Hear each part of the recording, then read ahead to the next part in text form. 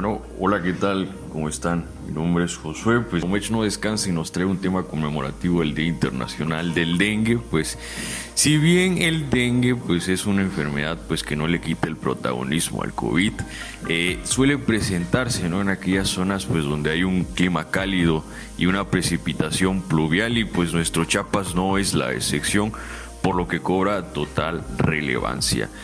¿Cómo podemos definir al dengue? Pues se puede definir como una enfermedad infecciosa sistémica, pues de etiología viral, transmitida por los mosquitos del género Aedes aegypti y Aedes albopictus, y pues su presentación clínica pues es variable, o sea, puede ir desde una infección asintomática, un cuadro febril indiferenciado o fiebre por dengue, ¿no?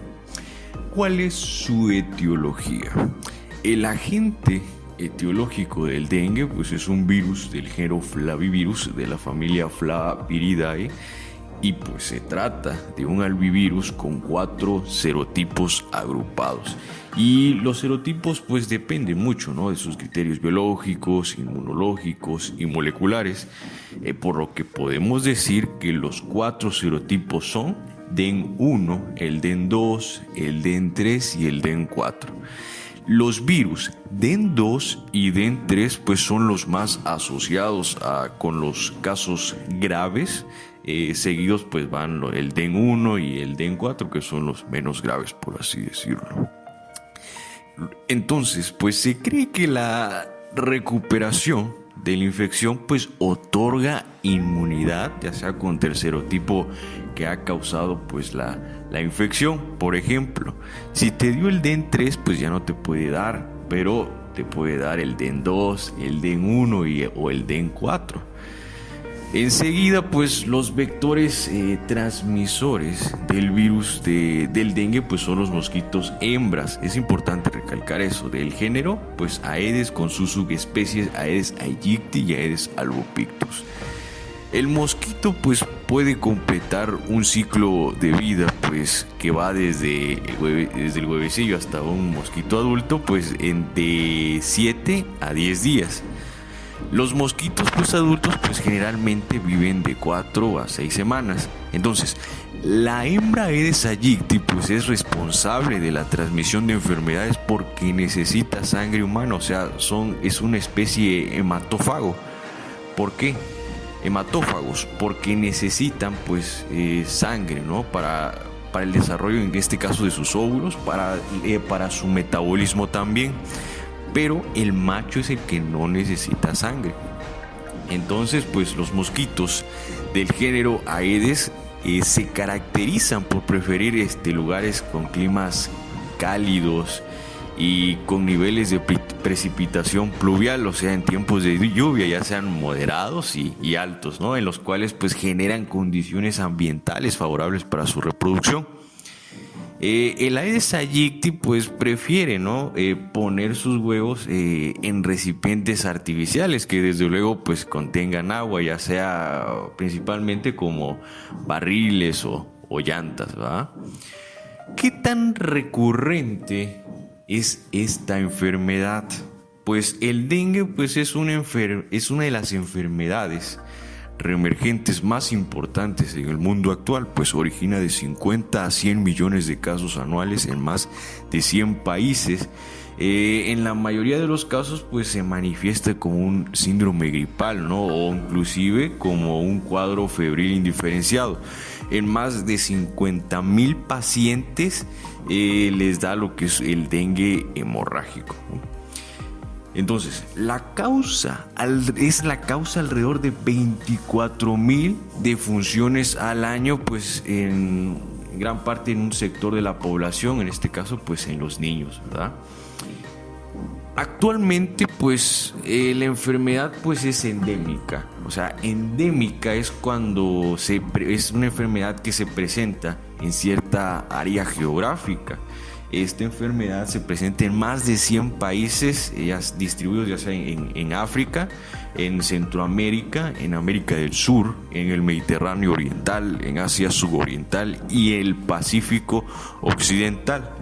En México pues de acuerdo al panorama epidemiológico, ¿no?, del dengue, según pues la Secretaría de Salud y los marca ciertos indicadores de casos, ya sea por semana, y pues los compara, ¿no?, al año pues anterior y el año actual. Pues no solo hay un panorama epidemiológico, ¿no?, para el COVID, sino para el panorama epidemiológico para el dengue.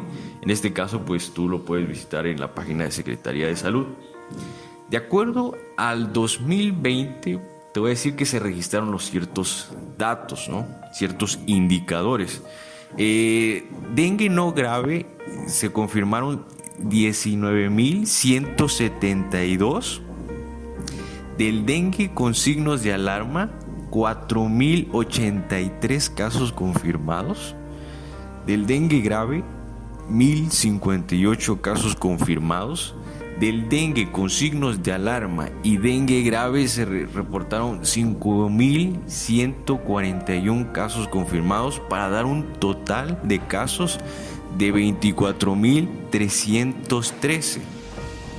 Y de esos 24.313, 79 fueron defunciones, por lo que la letalidad quedaría de la siguiente manera: 1.54 por cada 100 casos, ¿no? Y de la cifra que te dije, del total de casos confirmados de 24.313, el 65% fueron casos confirmados, ¿no?, que corresponden a los estados de Morelos, de Veracruz, de Guerrero, de Oaxaca y Michoacán principalmente.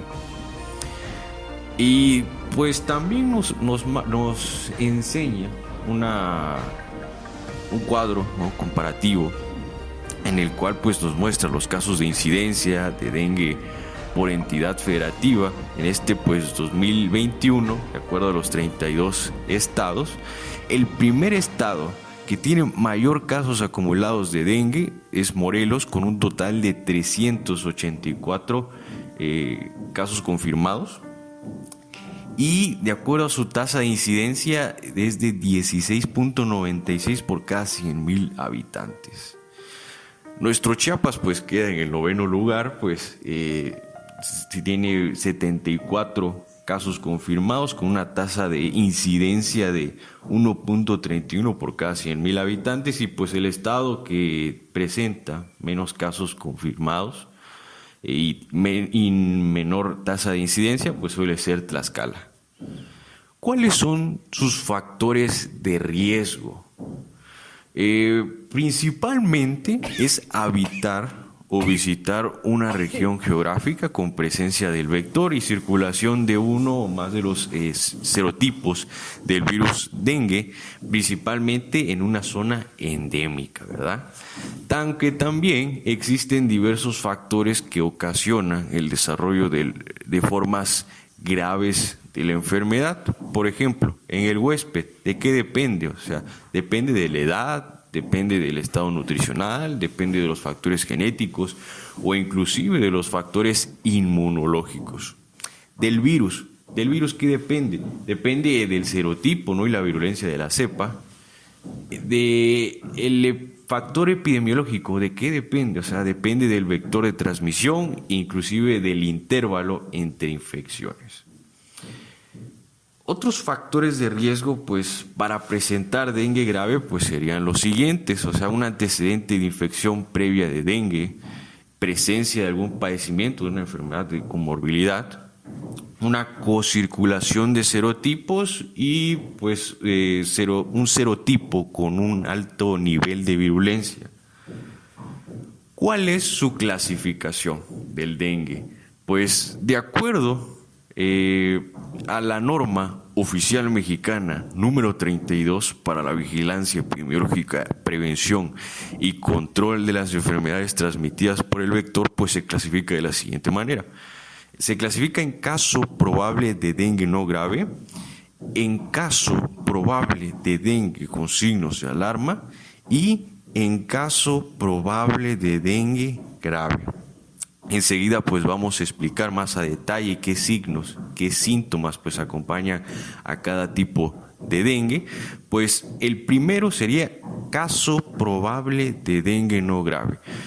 Pues se presenta en toda persona de cualquier edad pues que resida o proceda en los 14 días previos al inicio de los signos y síntomas de una región donde existe una transmisión de la enfermedad y que pues, presenta fiebre y 2 o más de los siguientes signos y síntomas. O sea, además de la fiebre puede presentar náuseas, puede presentar vómito, exantema, mialgias, artralgia, cefalea, un dolor retroocular, petequias, una prueba del torniquete positivo, ¿no? Y una disminución de los leucocitos con una leucopenia.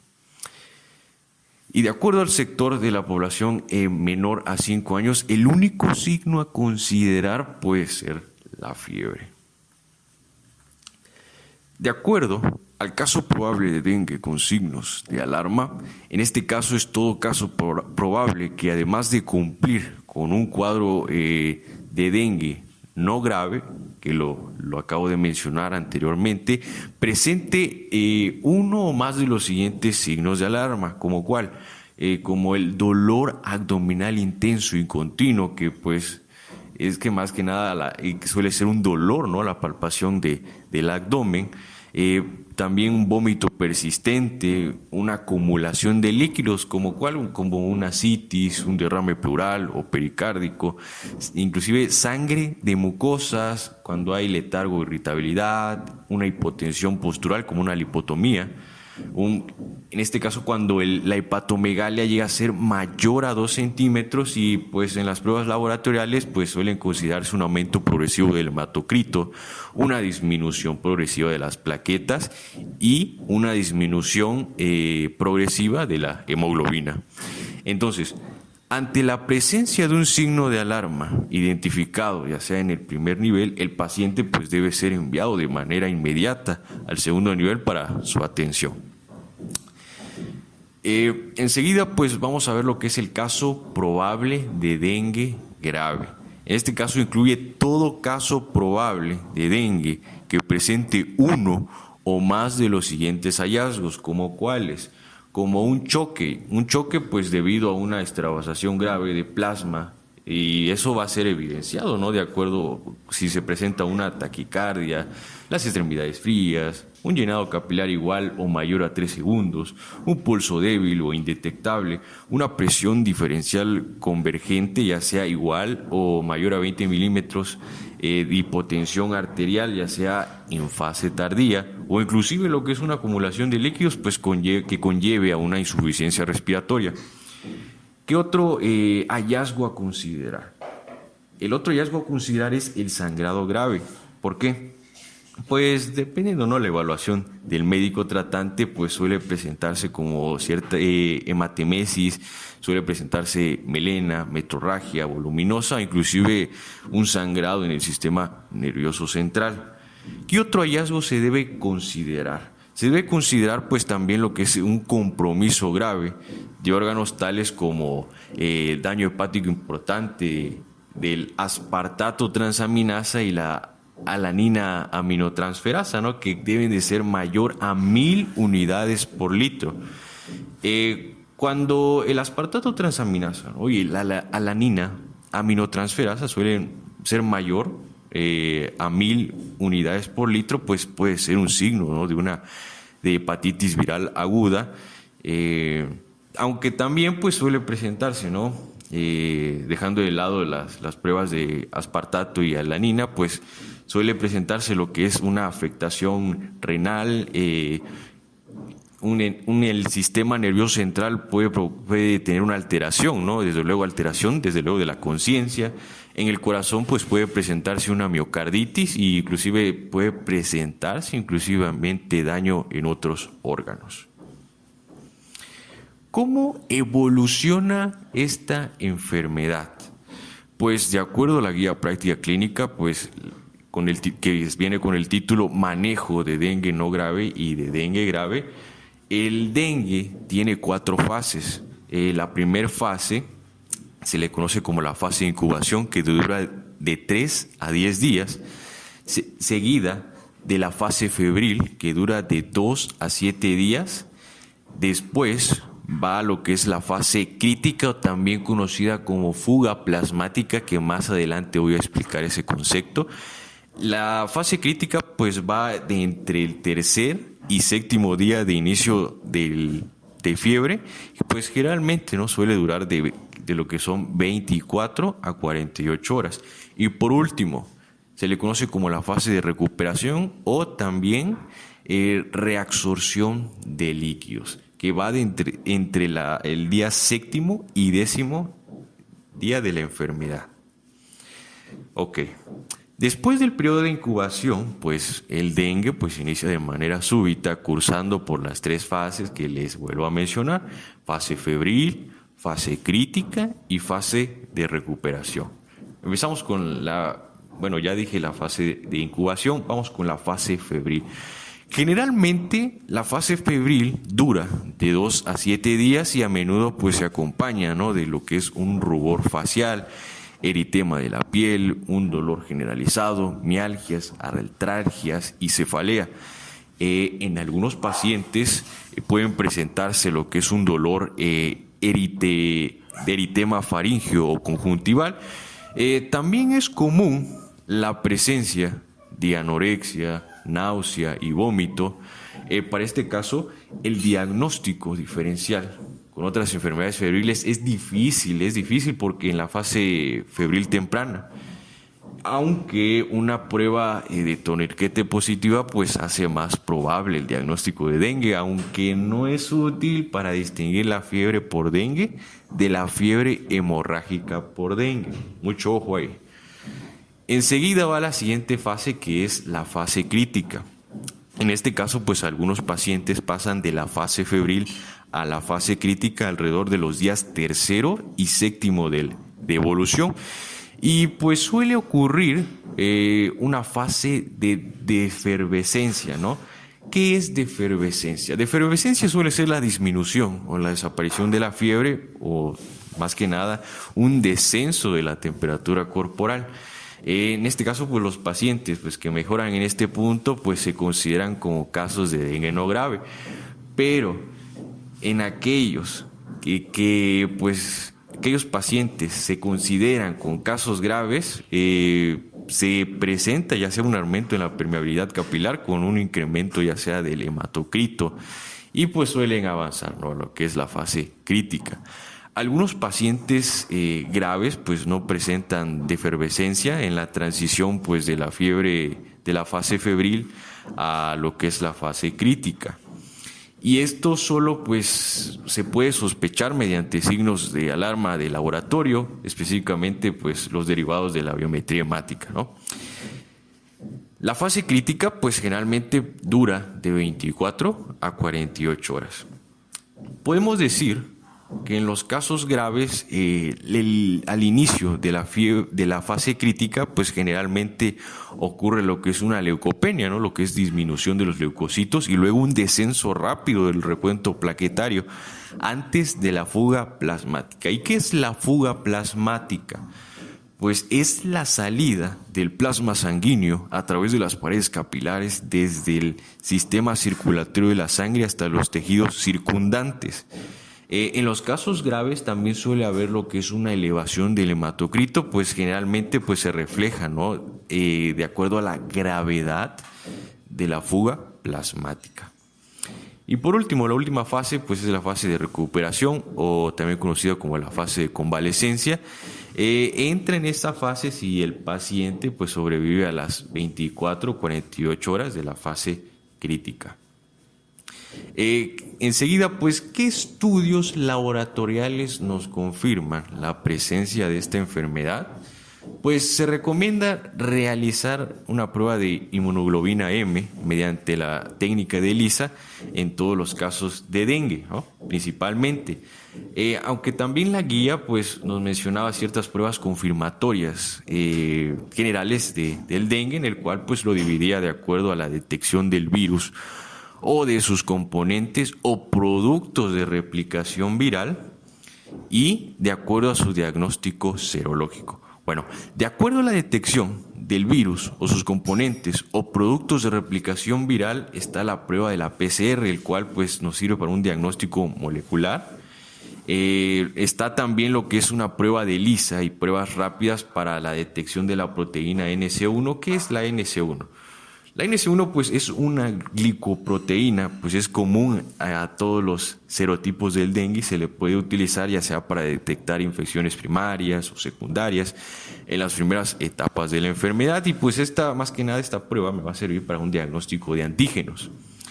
También hay otra prueba, el cual pues es una técnica de inmunohistoquímica pues en tejidos post-mortem. En este caso, pues en caso de defunción con sospecha de dengue, pues se podrán obtener ciertos tejidos. ¿De dónde? Del hígado, del vaso, de ganglios linfáticos principalmente. De acuerdo a su diagnóstico serológico, está lo que es el método de ELISA, el cual pues me sirve para la detección de inmunoglobina M e inmunoglobina G. Más que nada la presencia de la inmunoglobina M pues me va a indicar la infección primaria, y pues puede estar presente a partir del 5.º día y en la fase pues de convalecencia, ya sea después de los 21 días. La detección de inmunoglobina G pues es indicativa de una infección pasada. Ahora, ¿cuáles son las enfermedades que se pueden llegar a confundir con el dengue? Son los siguientes, ¿no? Y para ello hay que realizar un diagnóstico diferencial de acuerdo a sus signos, de acuerdo a sus síntomas, de acuerdo inclusive a qué tipo de virus es, qué tipo de vector es, cuándo es su periodo de incubación, ¿no? El cual lo voy a decir a continuación. Dentro de aquellas enfermedades que pues hay que diferenciar del dengue porque suelen parecerse, ¿no? De acuerdo a algunos signos y síntomas, son la chikungunya y el Zika. Ok, vamos a diferenciarlo de la siguiente manera. De acuerdo al tipo de virus, el dengue es un flavivirus, la chikungunya es un albovirus del ARN y el Zika, al igual que el dengue, es un flavivirus. De acuerdo al vector, el dengue es un Aedes aegypti y Aedes albopictus. La chikungunya también es un Aedes aegypti y Aedes albopictus. En cambio, el Zika solo es un Aedes aegypti. De acuerdo a la incubación, en el dengue es de 4 a 7 días o de 3 a 14 días en otras biografías.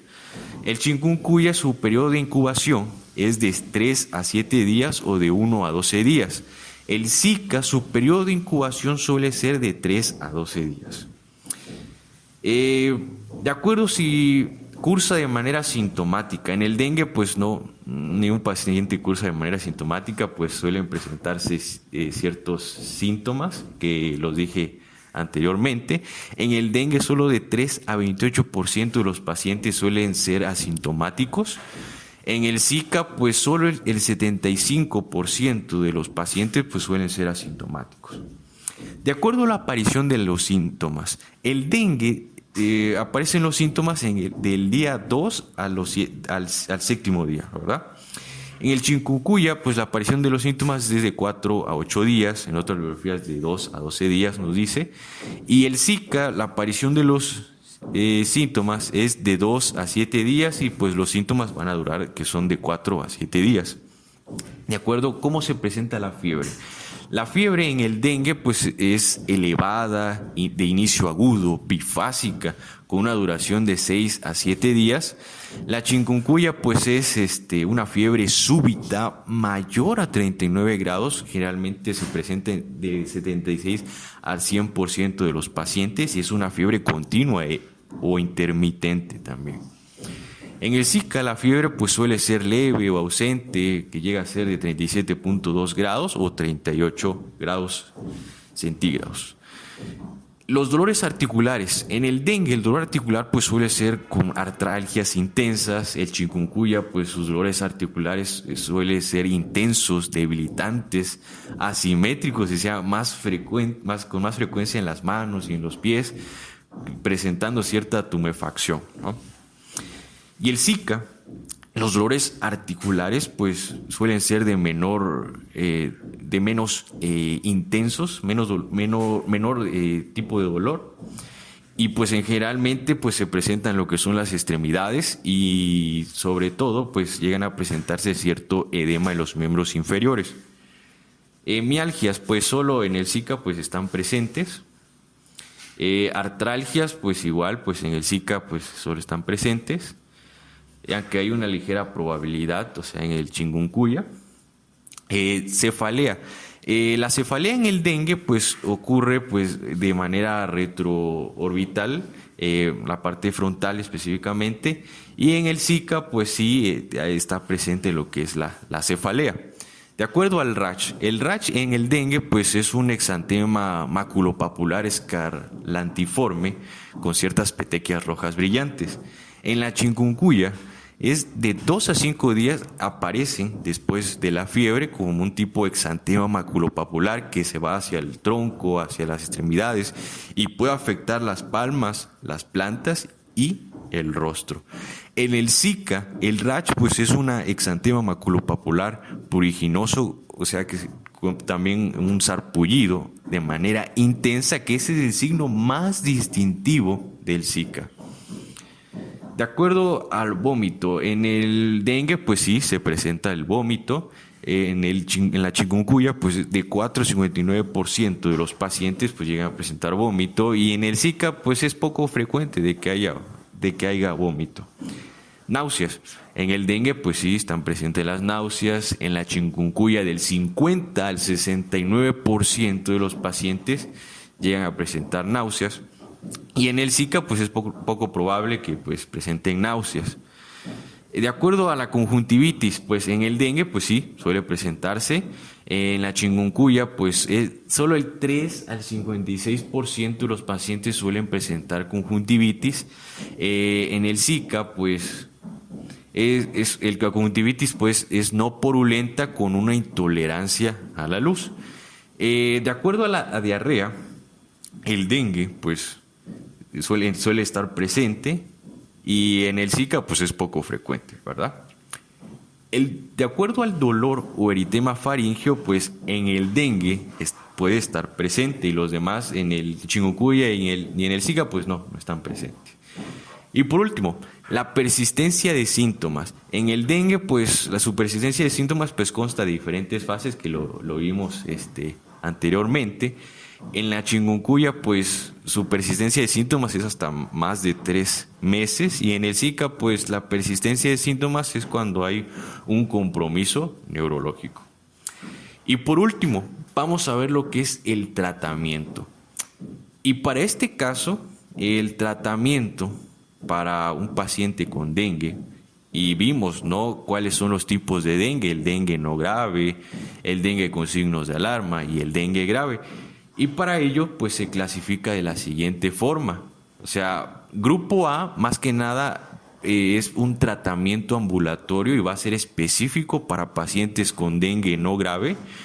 El grupo B va a ser un tratamiento hospitalario, ¿no?, para pacientes con signos de alarma o condiciones existentes. ¿Cuáles son esas condiciones existentes que pueden incluir al grupo B? Tales son como el embarazo en niños menores de 15 años, en adultos mayores, en pacientes con diabetes, hipertensión, con enfermedades cardíacas y renales, y sobre todo, ¿no?, aquellos residentes de localías alejadas. El grupo C es un tratamiento hospitalario en pacientes con dengue grave y con las siguientes condiciones coexistentes. Por ejemplo, que presente choque, que presente un sangrado grave, que haya una falla grave de órganos. O sea, si hay choque, pues se ve por los siguientes signos, ¿no?, y síntomas, tales como una taquicardia, extremidades frías, pulso débil, un llenado capilar mayor a 3 segundos o una dificultad respiratoria. De acuerdo a sangre grave, pues eso se ve pues mediante la hematemesis, la melena y la metrorragia. Ahora vamos a explicar más a detalle lo que son cada tipo de tratamiento de acuerdo a su clasificación, ¿no? Lo dividimos en grupo A, en grupo B y en grupo C. Seguimos en el grupo A, el cual, pues, como lo dije anteriormente, es un tratamiento ambulatorio específicamente para pacientes con dengue no grave. Más que nada en la fase febril, pues se necesita lo que es una monitorización en consulta, ya sea cada 24 horas y desde luego tomar una biometría hemática. En el dengue no grave se necesita un manejo ambulatorio con revisiones diarias y sobre todo evitar la deshidratación, y para ello se recomienda lo que es vida suero oral. A una razón de menor a 1 año se le da media taza, de 1 a 4 años se le da una taza y mayor a 5 años pues es libre de demanda, ¿verdad? Entonces, también necesariamente importante recalcar es evitar la automedicación. ¿Por qué? Porque a veces pues el paciente pues al presentar ciertos signos, ciertos síntomas, piensa que con consumir un tipo de AINES como aspirina, ibuprofeno, naproxeno, metamizol, pues puede recuperarse, pero suele ser un poco más grave, ¿no? El asunto, ¿no? Entonces, también inclusive hay que estar alerta al descenso de fiebre, ya sea por una presencia de datos de alarma. ¿Y cuáles son esos signos de datos de alarma, no? Cuando hay dolor abdominal, cuando hay vómitos persistentes, cuando hay sangrado de mucosas, cuando hay un agrandamiento de hígado mayor a 2 centímetros, cuando hay un letargo o irritabilidad, cuando hay un aumento progresivo de los hematocritos, pues que se ven en las pruebas laboratoriales, cuando hay una disminución de las plaquetas y hemoglobina, y sobre todo cuando hay una acumulación de líquidos, ya sea por una ascitis, un derrame pleural o pericárdico, se le conocen, pasan a lo que es un dengue con signos de alarma. Y por eso es muy importante, ¿no? Si presenta uno más de los siguientes datos, pues, o signos que acabo de mencionar anteriormente, hay que hospitalizar al paciente, ¿no? Y pues desde luego hospitalizando al paciente, realizar lo que es una biometría hemática, revalorar al paciente en menos de 24 horas y sobre todo recomendar el uso de pabellón, repelente y ropa que cubra las áreas expuestas. Enseguida pues va el otro grupo, el grupo B, pues es un tratamiento hospitalario, en este caso pues es indicado, ¿no?, en aquellos pacientes con signos de alarma o con signos coexistentes. Entonces, el dengue con signos de alarma, pues primeramente requiere una hospitalización. Segundo, se clasifica de acuerdo al grupo de riesgo, se clasifica en grupo B1 y grupo B2. El grupo B1 pues va a consistir en aquellos pacientes con comorbilidades y pues desde luego de difícil acceso a los servicios de salud. El grupo B va a consistir en aquellos pacientes con datos de alarma. Número 3, se debe de iniciar lo que es una terapia hídrica intravenosa con cristaloides, de preferencia una solución Harman, en base pues al grupo correspondiente. El uso es de manera escalonada de líquidos conforme a su requerimiento. Otra cosa importante es la monitorización hemodinámica, el cual pues hay que dar una detección temprana, ¿no?, del choque. Pues la taquicardia pues es un dato de choque, ¿no?, en los pacientes pediátricos. Sobre todo buscar datos de bajo gasto, el cual pues se mide en 3 esferas de acuerdo a alteraciones del sensorio, alteraciones de la piel y oliguria. De acuerdo a las alteraciones del sensorio puede ser irritabilidad, obnubilación, estupor o coma. De acuerdo a alteraciones de la piel puede ser fría, mormoria, un llenado capilar prolongado o pulsos disminuidos y la oliguria. Y sobre todo hay que tener un control laboratorial, ¿no? Control de laboratorio, y sobre todo se hace en lo que es la biometría hemática para medirlo, lo que es el hematocrito, para checar cómo están las plaquetas, los tiempos de coagulación y fibrinógeno, para checar inclusive las pruebas de funcionamiento hepático y renal. Y por último, ya casi para terminar, van lo que es el grupo C. El grupo C, pues como lo dije anteriormente, es un tratamiento hospitalario, el cual está indicado a pacientes con dengue grave y con condiciones coexistentes. El dengue grave, pues como lo dije anteriormente, se debe a una extravasación masiva de líquidos, por lo que el estado hemodinámico es lo más importante. Este tipo de tratamiento en el grupo C pues se clasifica, ¿no? Hay un tratamiento del estado de choque y un tratamiento de la coagulación intravascular diseminada. Empezamos primero. El tratamiento del estado de choque, pues primero hay que individualizar una terapia hídrica escalonada, ya sea en función del estado dinámico, de acuerdo a guías propuestas, la intubación, desde luego, y por último, pues el uso de aminas vasoactivas y sobre todo evitar el retraso, ¿no? Hay que actuar rápido. Y inclusive en el diagnóstico de choque pues requiere alta pues sospecha clínica y no depende de la presión arterial. ¿Por qué? Por ejemplo, un choque compensado pues llega a presentar lo que es una tensión arterial normal o inclusive pues, puede haber taquicardia o bradicardia. En un choque con hipotensión, es más que nada en una fase tardía, pues se necesita lo que es el uso de vías periféricas cortas y gruesas para el tratamiento, como una osteoclisis. Y enseguida, pues vamos lo que es el tratamiento de la coagulación intravascular y diseminada. En este caso, pues primordial realizar una interconsulta a terapia intensiva, ya sea en adultos o niños. Y sobre todo, en caso que se requiera, pues están los hemoderivados, los crioprecipitados y ciertos medicamentos de procoagulantes. En este caso, pues el uso de plaquetas, pues solo se requiere en caso de una cirugía mayor. El uso de anticoagulantes y sangrado persistente con tiempos de coagulación corregidos.